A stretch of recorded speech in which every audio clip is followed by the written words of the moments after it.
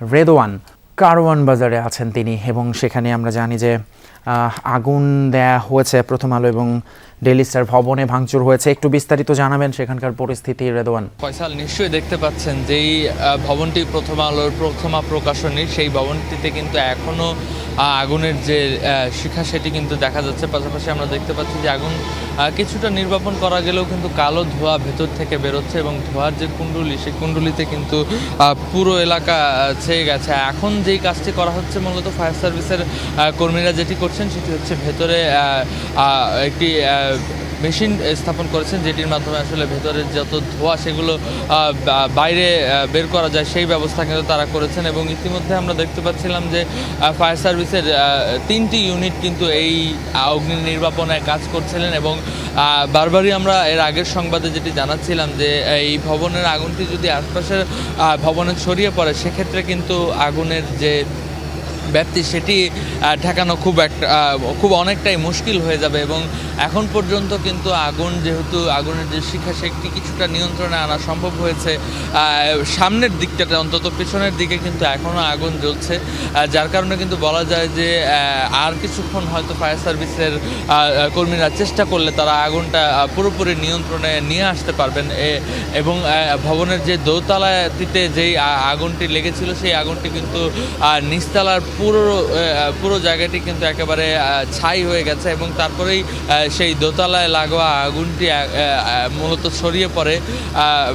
যেহেতু শীতাতপ নিয়ন্ত্রিত বিভিন্ন যন্ত্রপাতি ছিল, এছাড়াও যেহেতু ভবনটি প্রথমা প্রকাশনীর, এবং পুরো ভবনটিতে কিন্তু বইয়ের যে সংগ্রহশালা, এইটি মূলত এই ভবনটিতে বইপত্র রাখা ছিল, বিভিন্ন গুরুত্বপূর্ণ নথিপত্র রাখা ছিল, সেই সব কিছুই কিন্তু ইতিমধ্যে পুরো ছাই হয়ে গেছে। এবং ভবনটিতে মূলত যখন হামলাকারীরা হামলা করে প্রথমে কিন্তু তারা নিচতলার এই শাটার ভেঙে, দেয়াল ভেঙে, তারা কাচের দেয়াল ভেঙে তারা ভেতরে প্রবেশ করে, এবং তারপর ভেতরে ভাঙচুর চালায়, এবং ভাঙচুর চালানোর এক পর্যায়ে তারা ভেতর থেকে বিভিন্ন আসবাবপত্র, বইপত্র তারা বাইরের দিকে ছুঁড়ে ফেলে রাস্তার দিকে, এবং তারপর পরে কিন্তু তারা ভেতরে অগ্নিসংযোগ করে, এবং খুব দ্রুতই কিন্তু ভেতরে আগুনটি ছড়িয়ে পড়ে, যার অন্যতম কারণ ভেতরে বিভিন্ন বইপত্র, বিভিন্ন নথিপত্র সেখানে ছিল, এবং খুব দ্রুতই সেখানে আগুনটি ছড়িয়ে পড়ার কারণে কিন্তু যেই নিচতলা থেকে আগুনটি দোতলায় যেয়ে পৌঁছায়, এবং তারপরে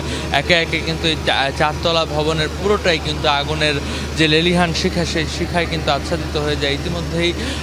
তারপর পরে আমরা দেখতে পাচ্ছিলাম যে আগুনের যে ধোঁয়া, যে তীব্রতা, সেটি কিন্তু ক্রমশই বেড়েছে, এবং এখন পর্যন্ত সেই আগুন নিয়ন্ত্রণে আনা সম্ভব হয়নি। এবং যখন এই হামলার ঘটনাটি ঘটে ঠিক তার পরপরই ফায়ার সার্ভিসের কর্মীরা যখনই শুনতে পেয়েছেন যে এই জায়গাটিতে অগ্নিসংযোগের ঘটনা ঘটেছে, তারা আসার জন্য চেষ্টা করছিলেন, তবে ফায়ার সার্ভিস সহ আইনশৃঙ্খলা বাহিনী, পুলিশ সবার উপরেই কিন্তু হামলাকারীরা হামলে পড়েছে, যার কারণে খুব সহজেই এখানে এসে পৌঁছানো সম্ভব হয়নি।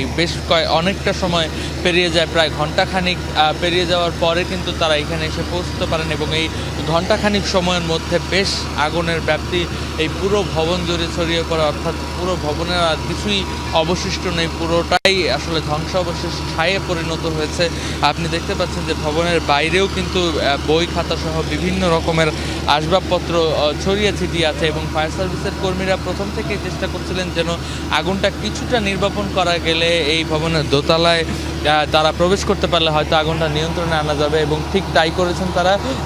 একটি ময়ের মাধ্যমে ফায়ার সার্ভিসের কর্মীরা তারা ভবনটির দোতলায় প্রবেশ করেছেন, এবং ঠিক যেই জায়গাটিতে এই অগ্নিকাণ্ডের ঘটনা দেখা যায় সেইখানে কিন্তু তারা কিছুটা হলেও আগুন নিয়ন্ত্রণে আনার চেষ্টা করেছেন। তবে ততক্ষণে কিন্তু ভেতরে যা গুরুত্বপূর্ণ যত বই খাতা সহ বিভিন্ন আসবাবপত্র, একটা অফিসের মধ্যে যেই সকল জিনিসপত্র থাকে সবগুলোই কিন্তু মোটামুটি পুরো ছাই হয়েছে এই ভবনের। এবং এখন আমরা দেখতে পাচ্ছি যে একটি হাই ভোল্টেজ প্রেসারের হাওয়ার মেশিন দিয়ে ভেতর থেকে যত কালো ধোঁয়া সেটি বের করে দেওয়ার প্রচেষ্টা তারা করছেন, এবং পাশাপাশি পানি ছিটিয়ে যাচ্ছেন একাধারে, যেন আগুনের যে ব্যাপ্তি সেটি যেন আর ছড়িয়ে না পড়ে। পাশাপাশি এই পুরো ভবনটি যেহেতু কাচে ঘেরা, সুতরাং বাইরে থেকে পানি হাইড্রোলিক প্রেসারের মাধ্যমে পানি দেওয়ার কারণে আগুনটা অনেকটাই নিয়ন্ত্রণে আনা সম্ভব হয়েছিল সামনের দিকটাতে ভবনের, কিন্তু পেছনের দিকে যে অবস্থা সেটি কিন্তু খুবই ভয়াবহ, যেহেতু এই প্রথম আলোর এই ভবনটির আশপাশে ঠিক লাগোয়াই বেশ কয়েকটি ভবন রয়েছে।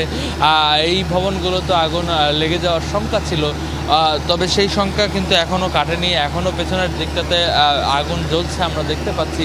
সেই আগুনটি যতক্ষণ পর্যন্ত নিয়ন্ত্রণে আনা না যাবে ততক্ষণ পর্যন্ত কিন্তু আসলে বলা যাচ্ছে না যে এই আগুন আসলে আরও কোনো ভবনে ছড়িয়ে পড়বে কিনা। এবং ইতিমধ্যে আমরা দেখতে পাচ্ছি যে ফায়ার সার্ভিসের কর্মীরা দোতলার যেই ভবনটি সেখানে প্রবেশ করছেন এবং আগুনটি নিয়ন্ত্রণের চেষ্টা তারা চালিয়ে যাচ্ছেন। এবং প্রথম থেকে এই ফায়ার সার্ভিসের কর্মীদের সাথে কথা বলে আমরা যে অভিযোগটি পাচ্ছিলাম, তারা বলছিলেন যে আগুন লাগার পর তারা যখন এই ঘটনাস্থলে কারওয়ান বাজারের দিকে তারা আসতে শুরু করেছেন, তখন কিন্তু রাস্তায়ও তাদের বাধা দেওয়া হয়েছে যেন এই এলাকায় তারা আসতে না পারেন। এবং পাশাপাশি যারা আইন শৃঙ্খলার দায়িত্বে এখানে ছিলেন তাদেরও কিন্তু তাদের উপরও হামলা করেছে হামলাকারীরা, এবং হামলা করার পরপরই কিন্তু তারা এখান থেকে সরে যায়। তারপরে কিন্তু পুলিশ, সেনাবাহিনী সহ বিভিন্ন আইন শৃঙ্খলা রক্ষাকারী বাহিনী তারা এই জায়গাটিতে একেবারে মুভ করে, এবং তার পরপরই কিন্তু তারা ফায়ার সার্ভিসের যে গাড়িগুলো আছে তাদের সেই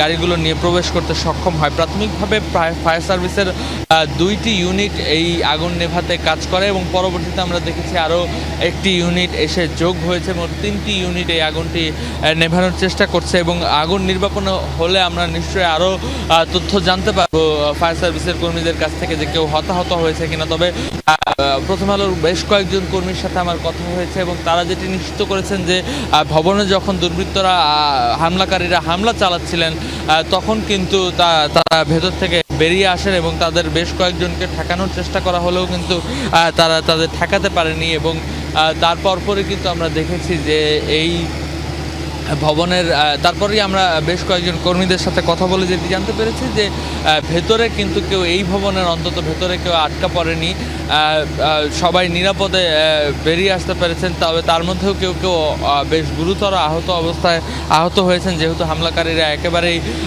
অতর্কিত একটি হামলা এখানে করেছে, যার কারণে কিন্তু ভেতরে যারা ছিল তারা কিন্তু বেশ আহত হয়ে বেরিয়ে চলে আসতে পেরেছেন। এবং আরেকটি বিষয় হচ্ছে এই ভবনটিতে কিন্তু যেহেতু ইন্টারনাল পুরো ভবনটিতে এসির শীতাতপ নিয়ন্ত্রিত ব্যবস্থা ছিল, সেই যন্ত্রগুলো পুড়ে যাওয়ার কারণে কিন্তু বারবারই সন্দেহ করা হচ্ছিল যে বড় কোনো দুর্ঘটনা হতে পারে সেই এসির যন্ত্রগুলো বিস্ফোরণ হয়ে। তবে এখন পর্যন্ত ফায়ার সার্ভিসের কর্মীরা যেহেতু ভেতরে প্রবেশ করতে পেরেছেন, সুতরাং বলা যায় যে আর কিছুক্ষণের প্রচেষ্টাই হয়তো আগুন পুরোপুরি নিয়ন্ত্রণে নিয়ে আসা সম্ভব হবে। আগুনটি হয়তো আর ছড়িয়ে পড়বে না সেই প্রত্যাশাই করছেন আশপাশের মানুষরা। এবং আরেকটি বিষয় যোগ করতে চাই, এই জায়গাটি যেহেতু কারওয়ান বাজারের এই বাজারটি মূলত রাতভর জমজমাট থাকে, যার কারণে বিভিন্ন সারা দেশের বিভিন্ন জায়গা থেকে ট্রাকে করে এই মালামালগুলো এই রাস্তার অভিমুখে আসে, এবং তার কারণে কিন্তু এই আশপাশের পুরো রাস্তায় একরকম তীব্র যানজটের সৃষ্টি হয়েছে, এবং যার কারণে আইনশৃঙ্খলা বাহিনী সহ ফায়ার সার্ভিসের কর্মীরা তাদের পৌঁছতে বেশ কিছুটা সময় আরও দেরি হয়েছে, এটিও একটি অন্যতম কারণ। এবং এখন আমরা দেখতে পাচ্ছি যে ভবনটির যে লাগোয়া আগুন সেই 3 তলা 4 তলা থেকে এখনও যে ধোঁয়ার কুণ্ডুলি পাকিয়ে ধোঁয়াগুলো বেরিয়ে যাচ্ছে, এবং পুরো এলাকাতে কিন্তু একরকম আগুনের যে ধোঁয়ায় সেই ধোঁয়ায় কিন্তু আচ্ছাদিত হয়ে আছে, এবং ধোঁয়ায় আচ্ছন্ন হয়ে গেছে এই ভবনের চারপাশ। ফায়ার সার্ভিসের কর্মীরা আশপাশ থেকে পানির লাইনগুলো নিয়ে ভেতরে প্রবেশ করেছেন, দোতলায় তারা মই দিয়ে প্রবেশ করে বেশ কয়েকজন ফায়ার সার্ভিসের কর্মীরা কিন্তু চেষ্টা করছেন আগুনটি যেন আর দ্রুত ছড়িয়ে না পড়ে সেই বিষয়ে কিন্তু তারা সেটি নিয়ন্ত্রণের জন্য তারা আপ্রাণ চেষ্টা করে যাচ্ছেন। আমরা দেখতে পাচ্ছি বেশ কয়েকটি সার্ভিসের পানিবাহী যেই ট্রাক, সেই ট্রাক কিন্তু ইতিমধ্যে পৌঁছে গেছে। অর্থাৎ আর যদি ঘণ্টাখানেকের মতন এইরকম চলতে থাকে তাহলে কিন্তু আসলে আগুনটি নিয়ন্ত্রণে আনা সম্ভব। এখন পর্যন্ত আমরা দেখতে পাচ্ছি যে যদি পেছনের যে আগুনটি সেটি যদি নিয়ন্ত্রণে আনা না যায় খুব দ্রুতই, তাহলে কিন্তু এখনও শঙ্কা রয়ে গেছে যে আগুনটি এই প্রথম আলোর ভবনে যে আগুন সেই আগুনটি ছড়িয়ে পড়তে পারে। মূলত রাত 11:30টার পর থেকে কিন্তু এই ভবনে অতর্কিতভাবে হামলাকারীরা হামলে পড়ে এবং ভাঙচুর করে, এবং পরবর্তীতে এক পর্যায়ে তারা অগ্নিসংযোগ চালিয়েছে এবং আমরা দেখতে পাচ্ছিলাম যে প্রথমা প্রকাশনীর যত লাইব্রেরি হিসেবে ব্যবহৃত হতো নিচতলা এবং দোতলা, সেই লাইব্রেরির সবগুলো আসবাবপত্র বইপত্র সবগুলোই কিন্তু পুরো এখন ছাই, এবং রাস্তায়ও যেসব বইপত্র তারা ছুঁড়ে ফেলেছেন সেগুলো তো আগুন দিয়েছে হামলাকারীরা। এখন পর্যন্ত কিন্তু সেই আগুন নিয়ন্ত্রণে আনতে পারেনি ফায়ার সার্ভিসের কর্মীরা। তারা আপ্রাণ চেষ্টা করছেন সেই আগুনটা নিয়ন্ত্রণে নিয়ে আসার জন্য। এখন আমরা দেখতে পাচ্ছিলাম যে কিছুক্ষণ পরপরই ফায়ার সার্ভিসের একটি করে ট্রাক আসছে এই ঘটনাস্থলে, এবং তার পানিবাহী সেই ট্রাকগুলোর মাধ্যমে কিন্তু পানির সরবরাহ যেন ঠিক রাখা যায় সেই জন্য কিন্তু তারা চেষ্টা চালিয়ে যাচ্ছেন। পাশাপাশি অক্সিজেন মাস্ক নিয়ে বেশ কয়েকজন অক্সিজেন সিলিন্ডার নিয়ে ভেতরে প্রবেশ করেছেন। আশা করা যায় যে সেই ভেতরে প্রবেশ করে তারা সেই অগ্নিকাণ্ডের যে ঘটনাস্থলের যেখানে এখনও আগুনের শিখা রয়েছে সেই জায়গাটি থেকে আসলে আগুন যেন নিয়ন্ত্রণে আনা যায় সেই চেষ্টাই তারা নিশ্চয়ই করবেন। এবং এই হামলার পর কিন্তু আমরা দেখেছি যে ঘণ্টাখানিক পর এই জায়গাটিতে ফায়ার সার্ভিসের কর্মীরা এসে পৌঁছেছেন, এবং তারপর থেকে এখন প্রায় 3 ঘন্টারও বেশি কিন্তু অতিবাহিত হয়েছে এবং এখনও সেই আগুনের যে শিখা সেইটি নিয়ন্ত্রণে আনা সম্ভব হয়নি। পুরো ভবনসহ এই কারওয়ান বাজারের এই প্রথম আলো অফিসের এই আশপাশের এলাকা পুরোটাই কিন্তু কালো ধোঁয়ায় আচ্ছাদিত হয়ে আছে। এবং তারপর পরে কিন্তু ফায়ার সার্ভিসের কর্মীরা আমাদের যেটি জানিয়েছেন যে যদি আরও কিছু সময় আগে আসা যেত তাহলে হয়তো এত দূর আগুনের ব্যাপ্তিটা ছড়াতো না। যেহেতু বেশ অনেকটা সময় কালক্ষেপণ হয়েছে, তাদের আসতে দেওয়া হয়নি, জনগণ আশপাশের যত উৎসুক জনতা রয়েছে তাদের মোকাবেলাও তাদের বেশ বেগ পেতে হয়েছে, যার কারণে কিন্তু আগুনের যে ব্যাপ্তি সেটি কিন্তু ছড়িয়ে পড়েছে। আমরা দেখতে পাচ্ছি যে ফায়ার সার্ভিসের এই জোনের যে কমান্ডার তিনিও